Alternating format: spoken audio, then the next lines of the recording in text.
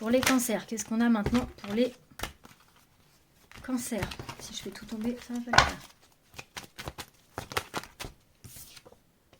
Pour les cancers, on a des petites économies. Alors, si jamais vous avez des rentrées d'argent cette semaine ou quoi, on vous dit de les placer, de les mettre de côté, de faire des économies. Si vous n'avez pas de rentrée d'argent, dans tous les cas, on vous parle quand même d'économie. Arrêtez de dépenser votre argent. Arrêtez de dépenser votre argent parce que du coup, pareil, vous allez vous foutre dans un gouffre financier où vous saurez plus trop comment vous en sortir.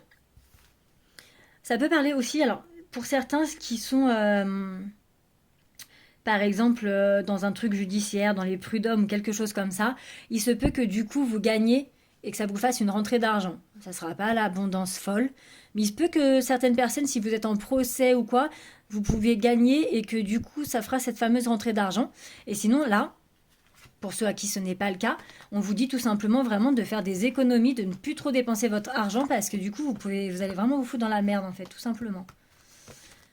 On a aussi cette notion de papier, donc qui pourrait très bien aussi aller effectivement si quelqu'un est en procès, en jugement ou en truc prud'homal, n'importe. Mais voilà, cette semaine, vous allez avoir quand même beaucoup de papiers à faire, que ce soit des déclarations à remplir, des demandes d'aide, enfin bref, n'importe. Ça va tourner aussi autour de l'administratif. Vous allez aussi recevoir un cadeau, alors que ce soit un cadeau matériel ou un cadeau de la vie. Ça peut être pareil, lié à ces demandes administratives, que quelque chose qui va être accordé, qui va se débloquer, une réponse favorable, en tout cas c'est du positif. En plus de ça, vous avez la protection, donc vous devriez quand même passer une bonne semaine. Vous avez aussi l'association, donc soit il y en a qui vont, comment dire, comment on dit? Oh, bah je trouve plus le mot. Qui vont s'associer avec des personnes, on va avoir des partenariats, des associations, il y en a qui vont trouver des compromis. En tout cas, on a cette notion avec une autre personne d'un partenariat et qui en plus de ça, cette personne, c'est peut-être même elle qui vous protège, qui va vous aider. Peut-être dans vos déclarations, dans quelque chose.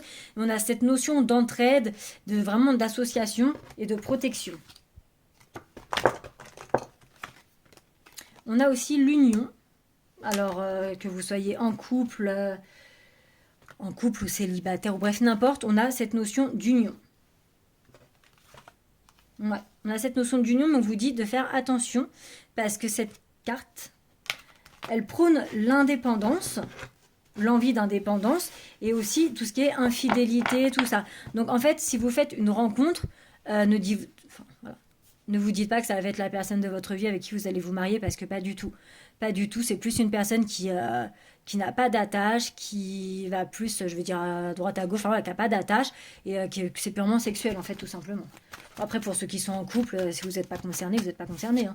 Là, on est vraiment dans des unions, en fait, dans des unions sexuelles où il n'y a pas d'attache. Donc, en gros, pour ceux qui se demandent s'ils vont avoir des plans cette semaine, effectivement, il y a bien un plan qui devrait avoir lieu cette semaine. Voilà. C'est là où je voulais en venir. Ça peut être les couples aussi. Hein. On va pas mentir et dire que tout le monde est fidèle, hein, quand même. Est-ce qu'on a une dernière carte? Bah, putain, on a aussi le repos. Là. Ça veut dire que pour tous les signes doivent se reposer, en fait. C'est hallucinant.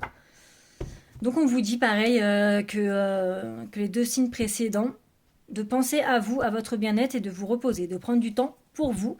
Et pourquoi pas même planifier un petit voyage.